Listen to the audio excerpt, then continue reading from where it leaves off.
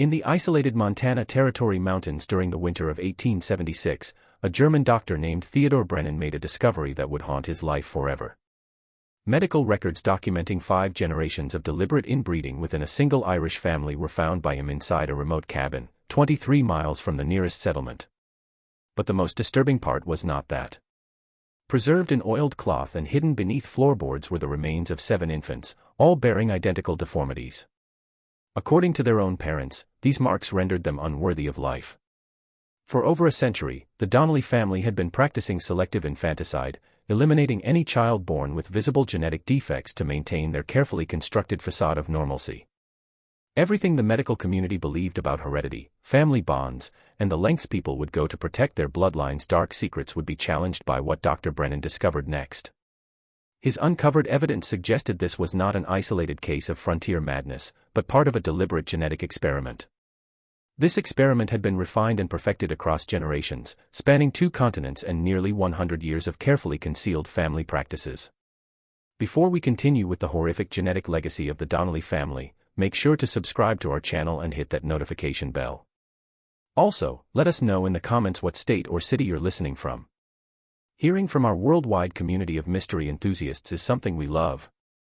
Bringing you more stories like this one is helped by your engagement. Stories that reveal American history's darkest corners.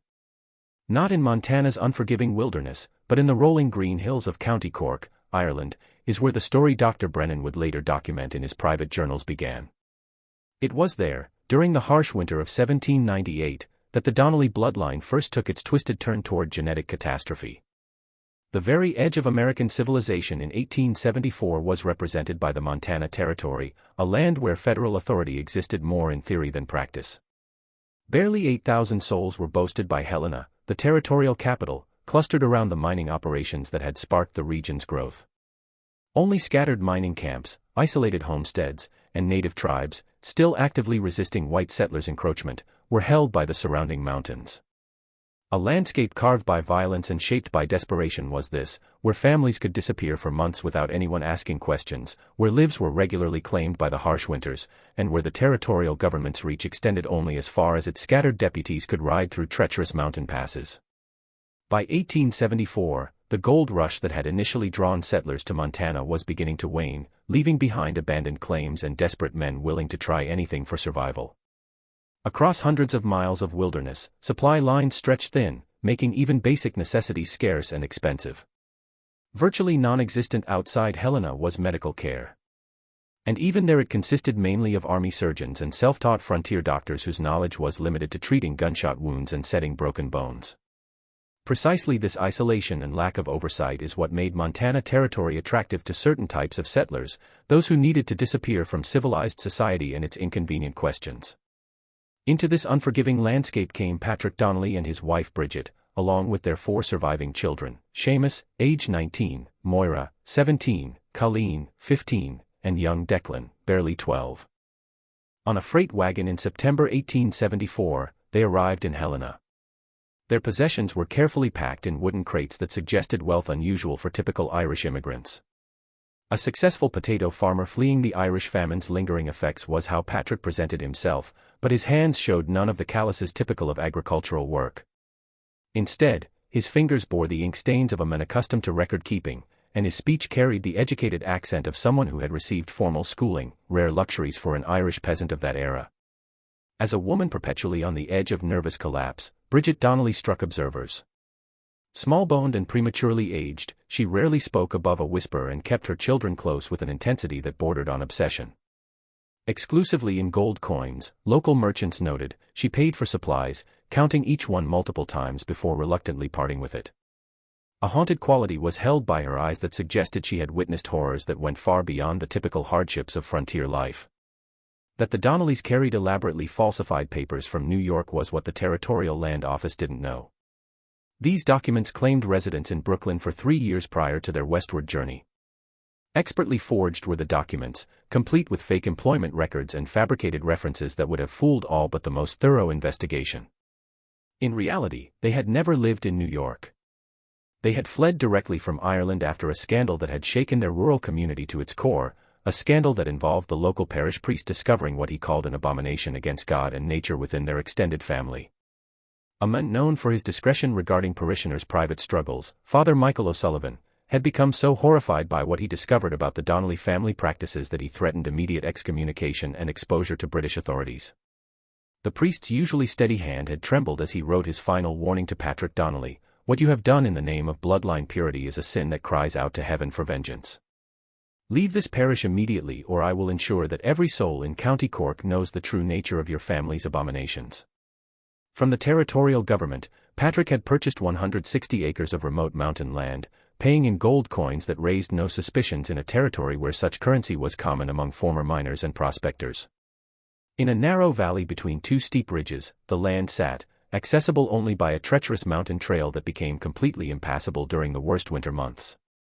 So complete was the isolation that smoke from their cabin chimney couldn't be seen from any neighboring homestead, and the nearest water source, a spring-fed creek, flowed only during the brief summer months before freezing solid for nearly half the year. For a family that desperately needed to hide from the world, the location was perfect. But it also presented challenges that would test even their carefully planned survival strategies. Barely 4 months lasted the growing season at that altitude, requiring intensive agricultural knowledge to produce enough food for winter survival. In a single night, the extreme cold could kill livestock if proper precautions weren't taken. And many frontier families had been driven to madness or suicide by the psychological pressure of complete isolation for 6 months of every year. Yet with the efficiency of people who had faced similar challenges before, the Donnellys built their homestead. A sturdy log cabin with thick walls designed to retain heat, small windows that minimized heat loss, and a complex system of interior partitions that could be sealed off during the coldest weather was constructed by Patrick and his sons. Knowledge of building techniques that went beyond typical frontier skills was shown by the construction, suggesting either previous experience with extreme climates or consultation with experts before their arrival in Montana. With methodical precision that impressed even experienced mountain dwellers, Bridget and the girls prepared for their first Montana winter. Techniques that maximized storage space and minimized spoilage were used by them to preserve meat. They cultivated crops specifically chosen for their ability to grow in short seasons and poor soil, and established systems for rationing supplies that showed mathematical precision unusual for supposedly uneducated Irish peasants. But peculiarities that set the Donnellys apart from other frontier families were noted by neighbors who occasionally encountered them during supply runs to Helena. Striking resemblances to one another that went far beyond normal family traits were borne by the family members. Their pale blue eyes, sharp angular features, and unusually long fingers created an almost uncanny uniformity of appearance. Behavioral patterns that seemed simultaneously advanced and disturbing were displayed by the children. Remarkable intelligence and self-discipline for their ages were shown by them, but also a weariness around strangers and a submissiveness to parental authority that suggested fear rather than respect. Most unsettling were the conversations overheard by Jake Harrison, the territorial mail carrier who made monthly runs through the mountain settlements. Frequently in Irish Gaelic, the family spoke, but even when using English, their discussions contained references to maintaining the purity of the line, the strength that comes from proper breeding, and the sacrifices necessary for family advancement. These weren't the typical concerns of frontier families struggling for basic survival. They suggested deeper, more disturbing motivations for their isolated lifestyle. In March 1875, when the spring thaw finally opened the mountain passes after 6 months of complete isolation, the first sign that something was deeply wrong with the Donnelly family emerged. Making his first mail run since the previous October, Jake Harrison arrived at their cabin to deliver government correspondence and immediately sensed that something terrible had happened during the long winter months. Signs of recent alterations were shown by the cabin itself. New boards covered what appeared to be holes in the walls, fresh chinking filled gaps that suggested violence or struggle, and evidence of significant digging despite the frozen ground was borne by the area around the building. The smell that permeated the entire homestead was most disturbing, a sickly sweet odor that Harrison recognized from his years of frontier experience as the lingering scent of death and decay. At the door, Bridget Donnelly met him. So dramatically changed was her appearance that Harrison initially didn't recognize her. The woman who had arrived in Montana just 6 months earlier as a nervous but relatively healthy frontier wife now looked haggard and hollow-eyed, her hands trembling with what appeared to be chronic anxiety. On a frame that had lost significant weight, her clothing hung loose, and her hair had gone prematurely gray at the temples. As if she hadn't used it in weeks, her voice cracked when she attempted to speak. The winter was difficult, she managed to whisper, glancing nervously toward the cabin's interior. We lost. We had complications. In the midst of what appeared to be a difficult birth, Harrison found the family, with Bridget in active labor attended only by her teenage daughter, Moira. But crucial evidence in understanding the family's dark history would later become what he witnessed during that March afternoon. With a clinical precision that suggested extensive previous experience with similar situations, the scene was orchestrated. Clearly malformed was the infant that emerged. In an unnatural S-shape, its spine was curved, its left arm ending in a clubbed hand with only 3 fingers, and its head disproportionately large with a pronounced sloping forehead that indicated severe developmental abnormalities. Labored was the child's breathing, and its cries had a weak, mewling quality that suggested internal complications beyond the visible deformities. But the family's reaction to this obviously suffering infant was what disturbed Harrison most. Rather than the grief, concern, or frantic efforts to help that he expected from parents facing such a tragedy, he observed what he later described as cold, calculated assessment in their eyes. Meaningful glances were exchanged by Patrick and Bridget while speaking to each other in rapid Irish Gaelic that Harrison couldn't understand. Not surprise or anguish, but rather discussion of predetermined procedures for handling a familiar situation was suggested by their tone. The child won't survive the week, Patrick announced with clinical detachment, though the infant's breathing appeared relatively strong and its cries, while weak, suggested basic vitality. The mountain air is too harsh for one so delicate. It's God's mercy, really, better to take them young than let them suffer. Immediately to Helena for a doctor, Harrison offered to ride, emphasizing that even severely deformed infants sometimes survived with proper medical care, but firmly refused by Patrick. With an authority that brooked no argument, his pale blue eyes growing hard, he said, "We know how to handle our own troubles," placing a possessive hand on his wife's shoulder. "It's the Lord's will that some children aren't meant for this world. Interfering with divine judgment would be a sin against nature itself." As if Patrick had delivered similar explanations many times before, the religious justification struck Harrison as rehearsed. Also, an underlying threat in his tone suggested serious consequences for anyone who might interfere with the family's private handling of the situation. Expressions that showed no surprise at finding their mother in labor or their newest sibling obviously deformed were worn by Seamus and young Declan, who had been working outside during the birth, suggesting this wasn't the first such birth they had witnessed. Gone was the infant when Harrison returned 2 weeks later with routine mail delivery. With red-rimmed but completely dry eyes, the look of someone who had exhausted their capacity for grief rather than someone experiencing fresh loss, Bridget met him at the door. "Lost the baby 3 days after you left," she reported in a voice devoid of emotion. "Buried him behind the cabin next to the others. The weak don't survive out here, and it's better that way." Through Harrison's spine, chills were sent by her phrase, "next to the others." For the first time, he now noticed behind the cabin stood a row of small wooden crosses marking fresh-turned earth. He counted 4 graves, all too small for adult burials, all marked with crude dates spanning the past 8 months. Staggering were the implications. Multiple infants during their first year in Montana had been lost by the Donnellys, losses that had never been reported to territorial authorities as required by law. Wrong to Harrison's experienced eye looked the graves themselves. In a pattern that suggested hasty, panicked work rather than the careful burial of beloved children, the dirt was disturbed. As if made in advance rather than crafted individually for each loss, the crosses were uniform in size and construction, and systematic planning rather than random tragedy was suggested by the spacing between graves. For additional burials, they were arranged in a neat row that left space. That summer, as Harrison continued his monthly mail runs, careful attention to the Donnelly family dynamics was begun by him. A picture of a household operating under rules and pressures that had nothing to do with typical frontier survival was gradually painted by what he observed.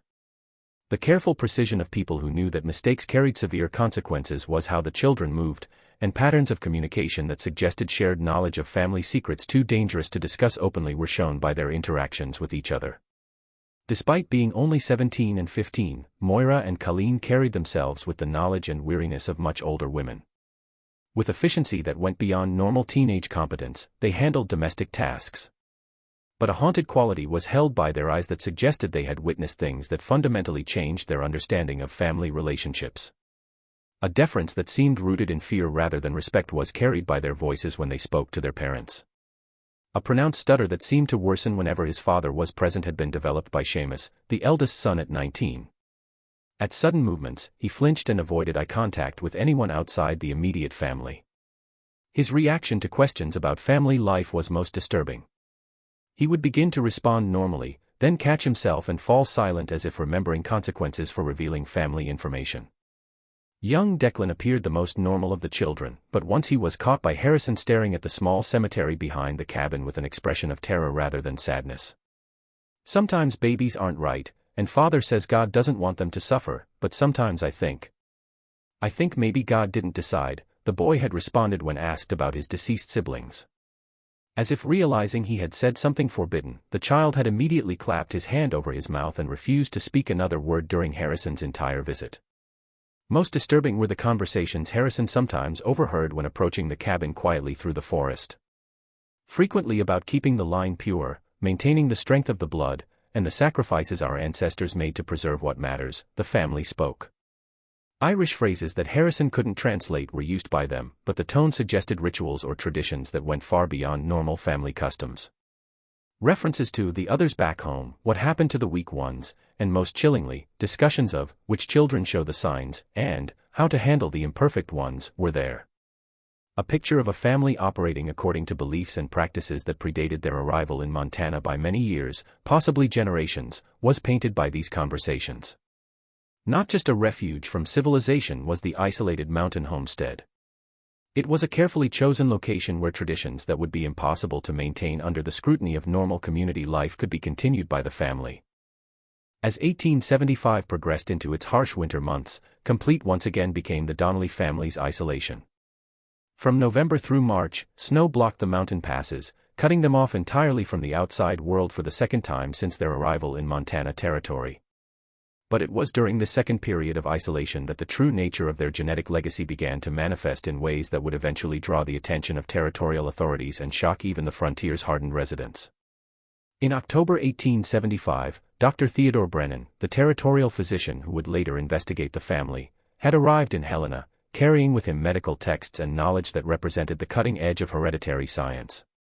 With additional training in Berlin and Edinburgh, a graduate of the University of Vienna, Brennan had studied under physicians who were just beginning to understand the mechanisms of genetic inheritance.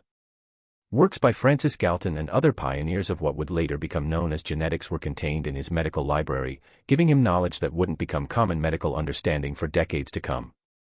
Not for adventure or profit, but to escape a professional scandal in Europe had Brennan come to Montana territory. Conclusions about human breeding that his colleagues found disturbing had been led to by his research into hereditary traits, and his vocal support for controlled reproduction to improve the human species had made him persona non grata in respectable medical circles. Anonymity and the freedom to pursue his scientific interests without institutional oversight were offered to him by the frontier.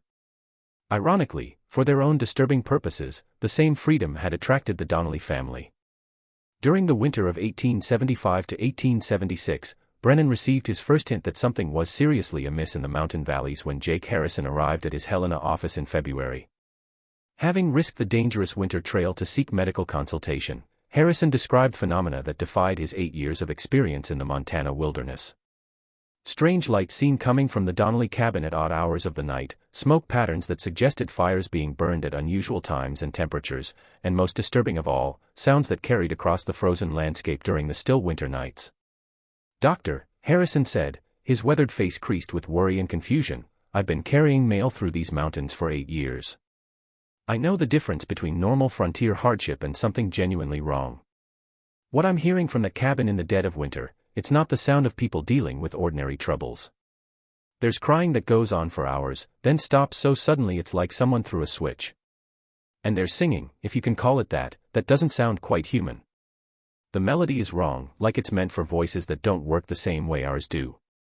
Visual phenomena that troubled his practical frontier sensibilities were also reported by Harrison. At times when fuel conservation should have been critical for winter survival, the Donnelly cabin showed lights burning. Activities requiring sustained light during the darkest hours of night were suggested by the patterns of illumination, activities that didn't match normal family routines. Most disturbing were the occasions when Harrison glimpsed figures moving outside the cabin during blizzard conditions that should have made outdoor activity impossible. Figures that seemed unusually tall or moved with gaits that didn't look entirely human in the shifting snow and shadows. Immediately aroused were Brennan's medical instincts by Harrison's descriptions, but any journey to the Donnelly homestead was made absolutely impossible by the winter weather. By snow depths that made travel suicidal, the mountain passes were blocked, and even if he could have reached the cabin, winter emergency visits were typically requested only for life-threatening situations that couldn't wait for spring. Never requested medical assistance had the Donnelly family despite the obvious health problems Harrison had described. Instead of attempting a dangerous winter journey, Brennan began researching Irish immigration records and territorial archives, looking for any available information about the family's background and previous medical history. More questions than answers were raised by what he discovered, and a picture of systematic deception that suggested the family's problems went far deeper than simple frontier hardship was painted. From County Cork, Ireland, the Donnellys had claimed to be fleeing poverty and crop failures that affected rural Irish communities throughout the 1860s and early 1870s. Detailed stories about lost relatives, destroyed farms, and economic circumstances that forced them to seek opportunities in America were contained in their immigration papers. But inconsistencies that strongly suggested elaborate falsification were revealed by careful cross-referencing of their claims with official Irish parish records. Through church baptismal and marriage records that normally provided reliable genealogical information, the listed relatives in Ireland couldn't be verified. Existing land ownership records from County Cork didn't match the described farm locations. Most troubling, the significant amount of gold the family had used to purchase their Montana property, pay for transcontinental transportation, and establish their isolated homestead didn't match the stated reasons for immigration, crop failures and poverty. More disturbing were reports Brennan found buried in New York immigration files, documents that immigration officials had apparently failed to follow up properly. Indeed, a family named Donnelly had passed through Ellis Island in 1874, but they had been flagged by medical inspectors for concerning physical characteristics among the children that suggested possible genetic abnormalities. Signs of developmental irregularities consistent with hereditary defects were described in the medical report, and it noted that the parents had become increasingly aggressive and evasive when questioned about their family medical history. That the family be detained for extended medical evaluation had been recommended by the immigration medical inspector, Dr. Samuel Morrison, but his report had been overruled by administrative officials eager to process the large numbers of immigrants passing through Ellis Island daily. That his concerns went beyond simple medical abnormalities were suggested by Morrison's notes. Behavioral patterns in the family that suggested systematic concealment of information relevant to public health and safety had been observed by him. As Brennan delved deeper into available records, references to Irish families named Donnelly in other American communities were discovered by him. Families that had arrived at different times, but showed similar patterns of behavior. Attention from local authorities in 1871 for unusually high infant mortality rates had been attracted by a Donnelly family in Pennsylvania. For possible child neglect, another Donnelly family in Ohio had been investigated by county officials in 1873, though the investigation had been dropped when the family suddenly relocated without leaving forwarding information. That the Montana Donnellys weren't isolated criminals, but part of a larger network of related families who shared similar practices and moved frequently to avoid official scrutiny was suggested by the pattern. Staggering were the implications. If these were all branches of the same extended family, their genetic manipulation and systematic infanticide might have been practiced across multiple states and involved dozens of victims over many years. As spring approached and the mountain passes began to clear, increasingly obsessed with the mystery of the Donnelly family found Brennan himself. That isolated populations often developed genetic problems due to limited breeding pools was told to him by his professional training, a well-documented phenomenon in remote communities throughout history. But a pattern far more deliberate and systematic than simple geographic isolation could explain was suggested by something about this particular family. That the Donnellys represented something unprecedented in his medical experience was convinced to Brennan by the combination of Harrison's disturbing observations, the suspicious immigration records, and the evidence of possible connections to similar families in other states, a family that had deliberately chosen to pursue genetic experimentation on themselves regardless of the consequences for their children or the broader community. When the spring thaw of 1876 finally opened the mountain trails, the decision to visit the Donnelly homestead personally was made by Dr. Brennan, ostensibly to provide routine medical services to an isolated frontier family. His understanding of human nature, genetic science, and the lengths to which people would go to preserve family secrets that spanned multiple generations would be fundamentally changed by what he found there. A full day of difficult travel through terrain that seemed deliberately chosen for its inaccessibility was required by the journey to the Donnelly cabin. through dense forests, across unstable creek beds, and up steep mountain slopes that would have challenged even experienced horsemen wound the trail. So complete was the isolation that Brennan encountered no other travelers, no signs of other homesteads, and no evidence that anyone else had used the trail in months. Deceptively normal from the outside appeared the cabin itself, well-built, well-maintained, with signs of careful farming and successful animal husbandry that suggested a family adapting well to frontier life. Evidence of hard work and intelligent land use was shown by the immediate surroundings: carefully tended vegetable gardens, efficient livestock shelters, and water management systems that demonstrated sophisticated agricultural knowledge. But troubling details that most visitors would have overlooked were immediately noticed by Brennan's medically trained eye. Far too many graves for a family that claimed to have lost only occasional infants to the harsh frontier conditions were contained in the family cemetery behind the cabin. 11 wooden crosses were counted by Brennan, all marking plots that were clearly too small for adult burials, all carved with dates that showed deaths occurring at suspiciously regular intervals rather than the random clustering typical of epidemic disease or severe weather casualties. Systematic planning rather than desperate responses to unexpected tragedies was suggested by the neat rows in which the graves themselves were arranged. More disturbing was the evidence of recent expansion in the cemetery area. That additional grave sites were being prepared in advance was suggested by fresh tool marks in the surrounding trees and recently moved earth. That the family expected future deaths rather than hoping to avoid them was implied by preparations. As if they had been made in batches rather than individually crafted for each deceased child, the crosses marking existing graves showed similar construction and weathering patterns. With a mixture of frontier hospitality and barely concealed wariness that immediately set Brennan's professional instincts on edge, Patrick Donnelly met him at the cabin door. Dramatically, since Harrison's descriptions from the previous year had the family patriarch aged. Despite his apparent age of 45, his hair had gone completely white, and deep lines creased his face in patterns that suggested chronic stress rather than normal aging. Slightly when he thought no one was watching, his hands trembled, and a haunted quality that Brennan recognized from patients suffering from severe psychological trauma was held by his eyes. "Here, we don't need a doctor," Patrick said with forced firmness. But less conviction than his words suggested was carried by his voice. "Our own troubles we've always handled, just as our families did in the old country. Situations that are better resolved through traditional methods are only complicated by bringing outsiders into family matters." Behind her husband, Bridget appeared, and Brennan was shocked by the extent of her physical deterioration since Harrison's previous descriptions. Gaunt and hollow-eyed now looked the woman who had given birth just over a year earlier. So thin was her frame that her clothing hung like drapes over protruding bones. A constant tremor that could have indicated neurological problems, chronic malnutrition, or psychological stress severe enough to cause physical symptoms was shown by her hands. With a sharp look that suggested years of practiced dominance and consequences for disobedience that went beyond normal marital authority, Patrick silenced her when she attempted to speak. But the most disturbing evidence of the family's dark secrets and abnormal lifestyle was provided by the children. Clearly pregnant again was Moira, now 18, her condition advanced enough to suggest conception during the isolated winter months when no outsiders could have been present. Questions that Brennan found professionally and personally disturbing were raised by the implications of this timing, combined with the family's isolation and unusual genetic patterns. Signs of premature physical development that seemed accelerated beyond her chronological age were shown by Colleen, now 16. In ways that suggested hormonal abnormalities, possibly related to genetic factors or environmental influences, her adult features appeared fully formed. More troubling was her behavior around her parents. A combination of maturity and submissiveness that suggested experiences inappropriate for someone her age was displayed by her. Most disturbing was young Declan, now 13, who had developed pronounced physical abnormalities since Harrison's previous visits.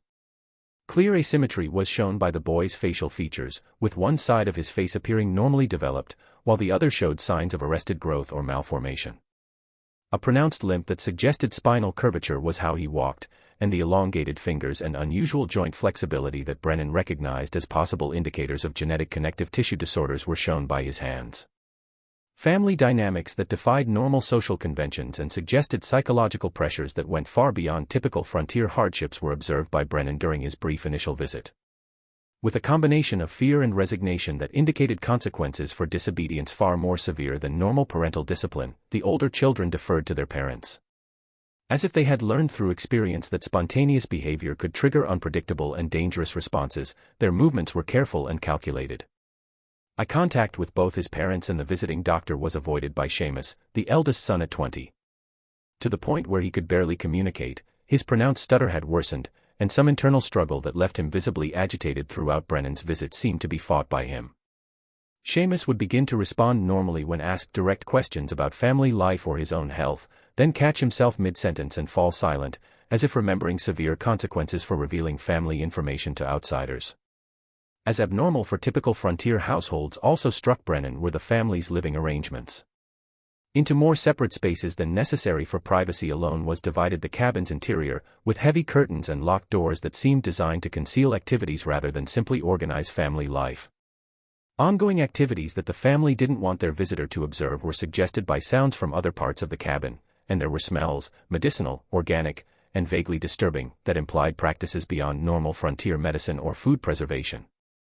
As Brennan prepared to leave after his initial assessment, with an urgency that bordered on desperation, Patrick pulled him aside. A man wrestling with competing desires to maintain family secrets and seek help for problems that had grown beyond his ability to manage alone was suggested by his manner. "Doctor," Patrick whispered, glancing nervously toward the cabin to ensure they weren't overheard by family members, "if I were to tell you that sometimes God tests families in ways that require terrible choices, would you understand what I mean? Would you be able to help without asking questions that might bring trouble to people who are already suffering?" Before Brennan could formulate a response, with increasing agitation, Patrick continued, "Great strength is carried by our bloodline, but it also carries complications. Through methods that our fathers and grandfathers developed over many generations, we've learned to manage these complications. For us in the old country, these methods have worked, but here in Montana, different kinds of questions are asked by people. Things that we cannot provide without revealing practices that wouldn't be understood by those who don't share our particular burdens are expected by them." Through Brennan's professional composure sent chills were caused by the implications of Patrick's carefully worded confession. That the Donnelly family's isolation wasn't just about avoiding social scrutiny for unusual behavior was beginning to be understood by him.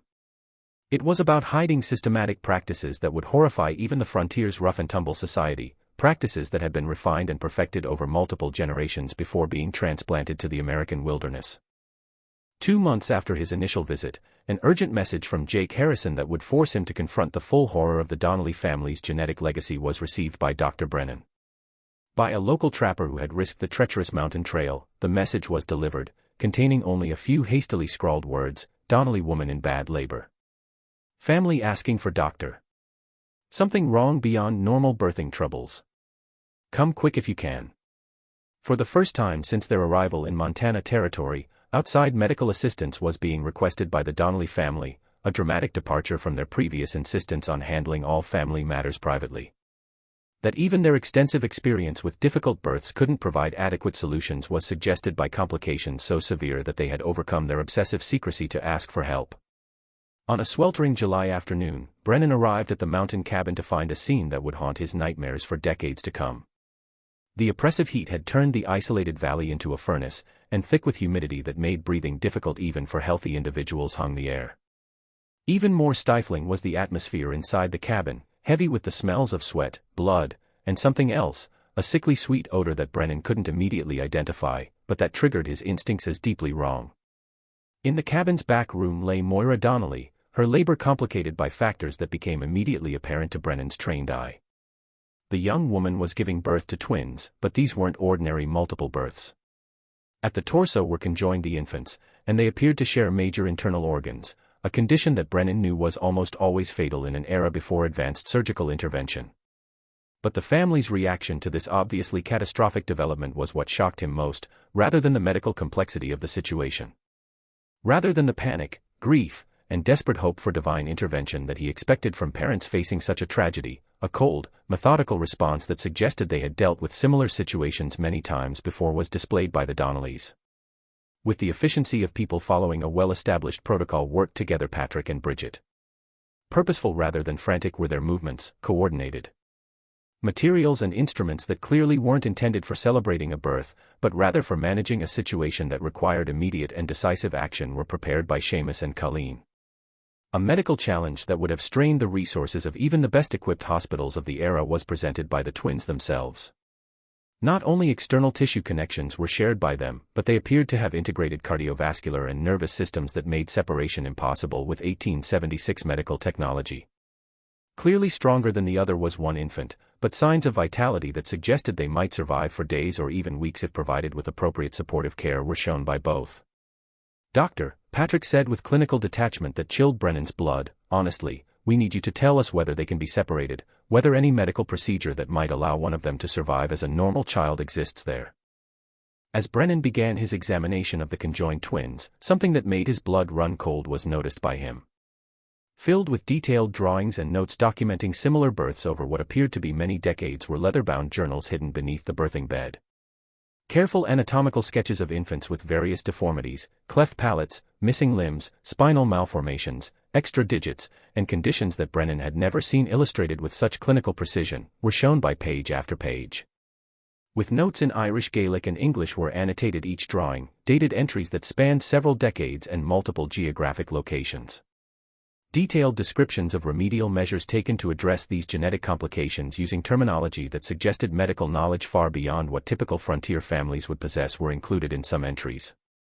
The family's movements across Ireland and America over more than 50 years were traced by the dates and locations of the documented births, creating a pattern. Most disturbing were the detailed anatomical studies that accompanied each birth record. Not just the external deformities, but also speculative internal anatomy, potential survival prospects, and what the notes euphemistically called quality of life assessments were shown by the illustrations. The fact that these records documented systematic evaluation of newborn infants for traits that the family considered acceptable or unacceptable for survival couldn't be disguised by the clinical language. For the first time since his arrival, Bridget noticed his discovery and spoke. The weight of generations of terrible knowledge was carried by her voice. "Pure must the bloodline be kept, doctor. To spread and contaminate future generations, weakness cannot be allowed." Through hard experience over many generations back in the old country, this truth was learned by our families. Mercy actually is what looks like cruelty to outsiders, both for the children who would suffer and for the family line that must be preserved. With the conviction of someone reciting fundamental religious doctrine were her words delivered. But principles of human breeding that violated every standard of medical ethics and human decency that Brennan had learned during his professional training were involved in the doctrine she described. Not just infanticide was being practiced by the Donnelly family. On their own children, they were conducting systematic genetic experimentation, using principles of selective breeding that treated human beings as livestock to be improved through careful culling of undesirable traits. Additional evidence that revealed the true scope of the family's genetic manipulation was contained in the leather journals. Genealogical charts that traced the Donnelly bloodline through multiple generations, showing patterns of intermarriage between closely related family members that explained the high frequency of genetic abnormalities among their children were hidden within the medical records. Not just husband and wife were Patrick and Bridget, they were also first cousins, continuing a pattern of deliberate inbreeding that extended back through 5 generations of carefully planned marriages designed to concentrate what the family believed were superior genetic traits. That the practice had begun in Ireland during the early 1800s was shown by the genealogical documentation, when Patrick's great-grandfather had become convinced that the Irish people could be improved through selective breeding similar to the agricultural techniques used to develop superior livestock. A twisted interpretation of biblical genealogies and pseudo-scientific theories about racial superiority that had gained popularity among certain educated classes in Europe during that era had been used by the family to justify their systematic inbreeding. As Brennan continued examining the twins and studying the family's medical records, that he was witnessing the culmination of a genetic experiment that had been conducted across multiple generations with complete disregard for the suffering it caused was realized by him. Not a random tragedy, but the inevitable result of decades of systematic genetic manipulation that had finally produced abnormalities too severe to be hidden or rationalized away was represented by the conjoined infants struggling for breath in their makeshift cradle. Just when we thought we'd seen it all, intensifies the horror in the Montana mountains. If this story is giving you chills, with a friend who loves dark mysteries, share this video. To support our content, hit that like button, and to never miss stories like this, don't forget to subscribe. Let's discover together what happens next in this disturbing tale of genetic manipulation and family secrets that spans generations of deliberate human experimentation. Decisions that would haunt his conscience for the rest of his career were forced upon Brennan by the immediate crisis of the conjoined twins. Clearly suffering were the infants. Their shared cardiovascular system was struggling to support two separate bodies, their breathing labored and irregular. With the primitive equipment available in the isolated mountain cabin, medical intervention was impossible. But every principle of medical ethics that Brennan had sworn to uphold was violated by allowing them to suffer without attempting some form of relief. As doctor, through the night while the conjoined twins fought for their lives, Brennan studied the hidden journals. Terrifyingly clear became the true scope of the Donnelly family's genetic manipulation.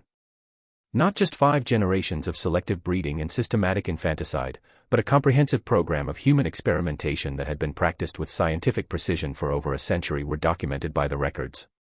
In faded brown ink and archaic Irish script, the oldest entries described how the original Donnelly patriarch, Fergus Donnelly, had begun the practice in County Cork during the 1790s after consulting with what the journal called learned men who understood the science of bloodlines and the improvement of human stock.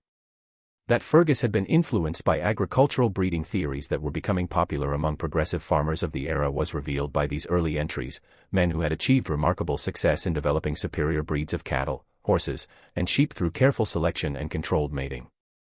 Could be applied to human reproduction to create what he termed a perfected Irish bloodline that would be superior in intelligence, physical strength, and moral character to the degraded peasant stock that he believed had been weakened by centuries of British oppression and poverty. Had become convinced by Fergus that the same principles between his own children and their first cousins, justified through careful study of biblical genealogies that seemed to support the practice of close intermarriage within family groups. His initial experiments involved arranging marriages. Fergus's theories had seemed to be supported by the early results. Unusual intelligence, striking physical beauty, and what the family interpreted as evidence of genetic superiority were shown by the first generation of deliberately inbred children. But that even in the first generation, there had been births of severely deformed infants that were quietly eliminated through what the journal euphemistically called merciful release from earthly suffering was also revealed by the records. Increasingly systematic and scientifically sophisticated became the genetic experimentation as the generations progressed. New selection criteria had been introduced by each subsequent patriarch, refining the breeding program, and increasingly elaborate justifications for eliminating children who failed to meet the family's evolving standards of genetic acceptability had been developed. Detailed discussions of traits considered desirable, pale blue eyes, angular facial features, unusual height, mathematical aptitude, and traits that warranted immediate elimination, visible physical deformities, mental retardation, and what the family termed behavioral irregularities, were contained in the journals. But when Brennan discovered a section of the journal dedicated to what was called the enhancement protocol, the most disturbing revelation came. Systematic attempts to accelerate the concentration of desired traits through increasingly close breeding relationships were described by the entries. The culmination of this process was represented by Patrick's generation. Not just first cousins were he and Bridget, but the products of 4 previous generations of deliberate inbreeding designed to maximize the expression of what the family considered superior genetic characteristics. In some respects, its intended results had been achieved by the protocol. Indeed, remarkable intelligence, striking physical uniformity, and certain capabilities that set them apart from typical frontier families were shown by the surviving Donnelly family members. But catastrophic had been the genetic cost. That the family's genetic experiment had reached a point of crisis that threatened their survival as a viable breeding population was indicated by the high frequency of severe birth defects, the obvious mental health problems affecting the older children, and the progressive deterioration of the parents. "My great-grandfather believed he was creating a superior race," Patrick confessed as Brennan confronted him with the evidence from the journals. The breeding methods used by the finest horse and cattle breeders in Ireland were studied by him, men who had created animals of exceptional quality through careful selection and controlled mating.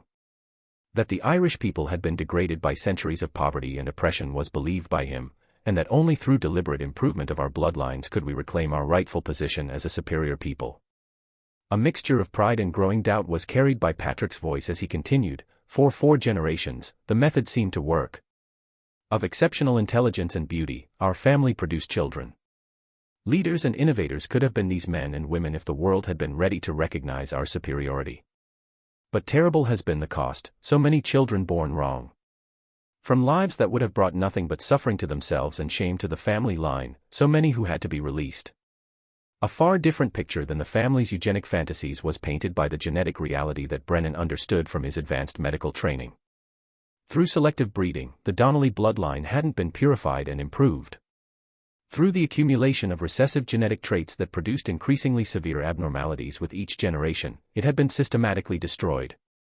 Hidden genetic damage that would inevitably be expressed in their own offspring was carried by the children who survived to adulthood, creating a downward spiral of genetic deterioration that could only end in the complete extinction of the family line. The ultimate failure of the Donnelly genetic experiment was represented by the conjoined twins struggling for breath in their makeshift cradle. Not superior human beings had been created by 5 generations of deliberate inbreeding. Increasingly severe deformities that could no longer be hidden, rationalized, or eliminated without arousing the suspicions of a society that was becoming less tolerant of isolated family practices that violated accepted moral and legal standards had been produced by it. As Brennan watched Patrick and Bridget prepare to carry out what they clearly saw as another necessary elimination of genetically unacceptable offspring, that he was witnessing the culmination of America's first systematic experiment in human eugenics was realized by him. An experiment that had been conducted in secret for over a century, leaving a trail of murdered infants and psychologically destroyed family members across 2 continents.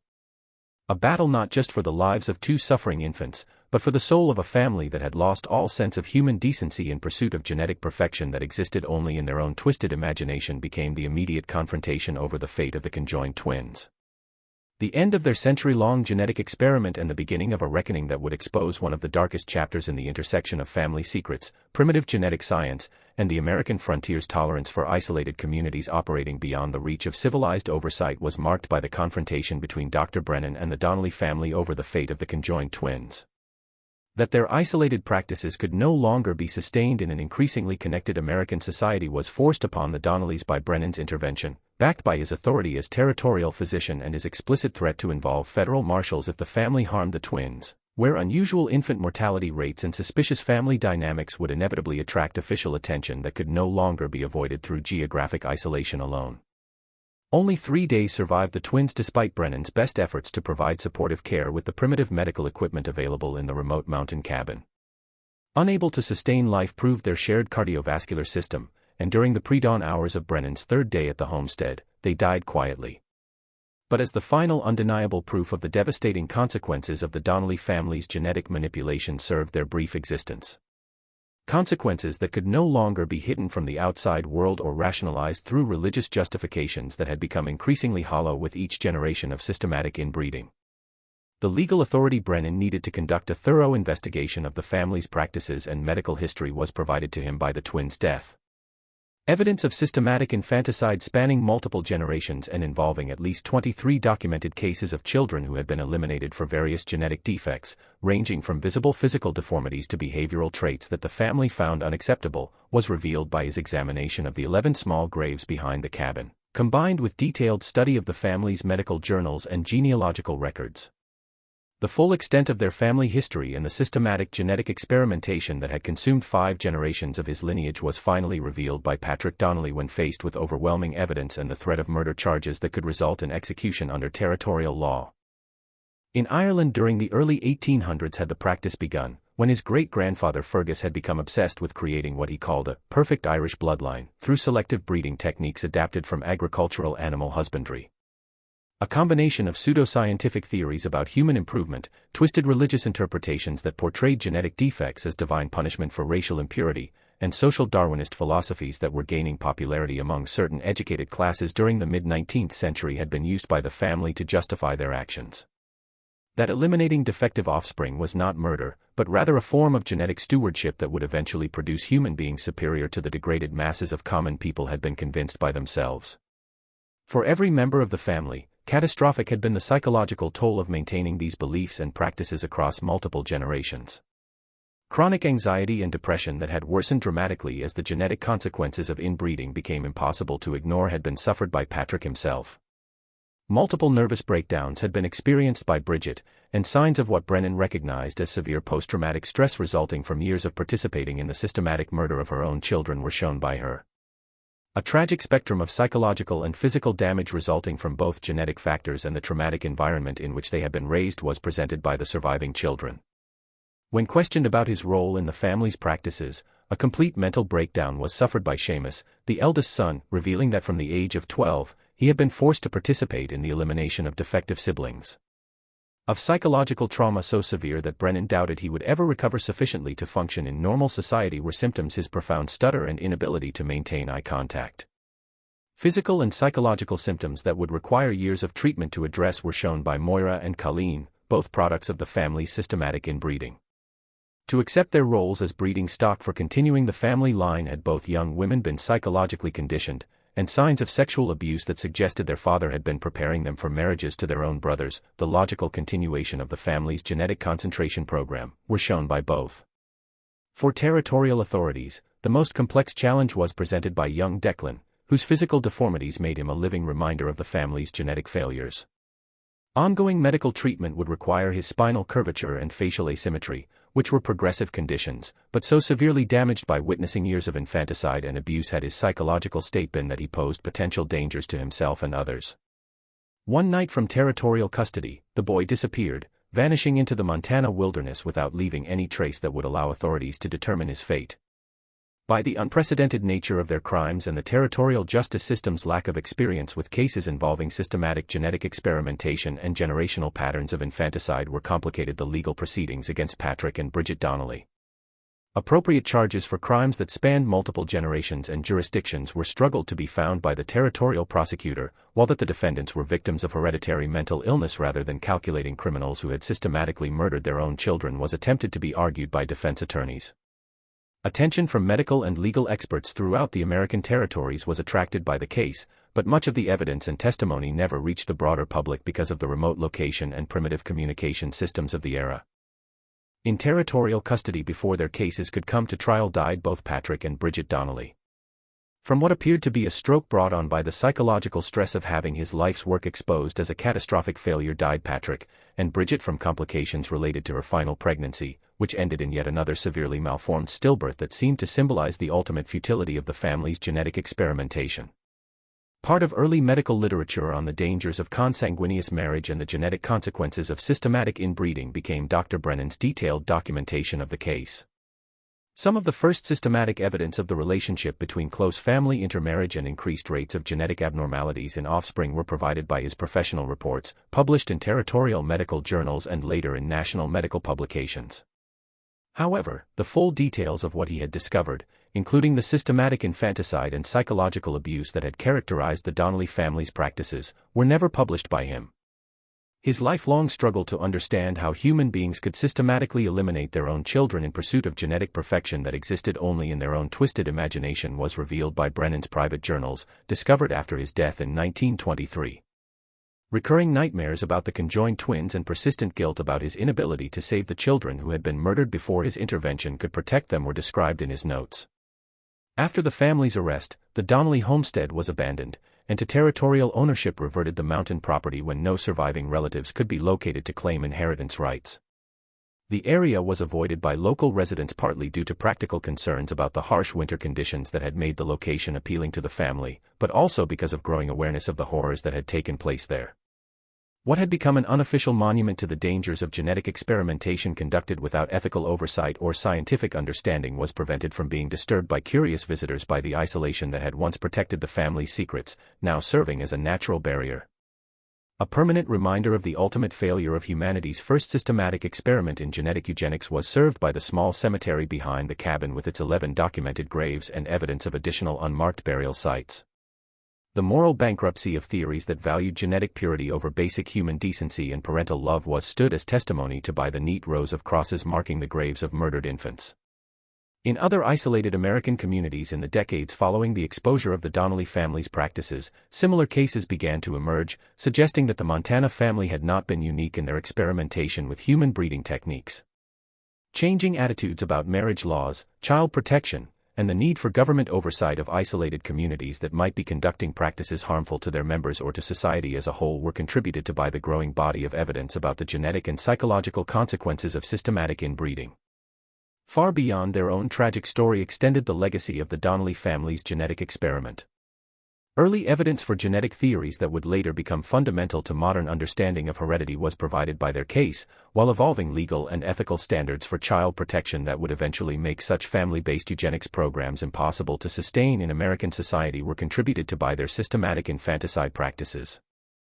How the pursuit of genetic perfection can lead to unthinkable horrors when combined with isolation, desperation, and a fundamental misunderstanding of human worth and scientific principle is shown to us by this mystery. One of the darkest chapters in the intersection of family secrets, primitive genetic science, and the American frontier's tolerance for communities that operated beyond the boundaries of civilized moral standards is represented by the Donnelly family's century-long experiment in selective breeding. About the dangers of treating human beings as experimental subjects in pursuit of theoretical improvements that exist only in the minds of those who have lost all sense of basic human decency and parental love serves as a permanent warning. Their story. What do you think of this story? Do you believe everything was revealed about the Donnelly family's practices? Or might there be other isolated families who carried similar dark traditions to the American frontier? Could such systematic genetic experimentation have been conducted in other remote locations without detection by authorities who lacked the resources and communication systems necessary to monitor isolated communities effectively? Below, leave your comment with your thoughts about this disturbing chapter in American history. If you enjoyed this tale and want more horror stories like this, subscribe, hit the notification bell, and share with someone who loves mysteries that challenge our understanding of human nature and the lengths people will go to pursue their twisted vision of genetic perfection. See you in the next video.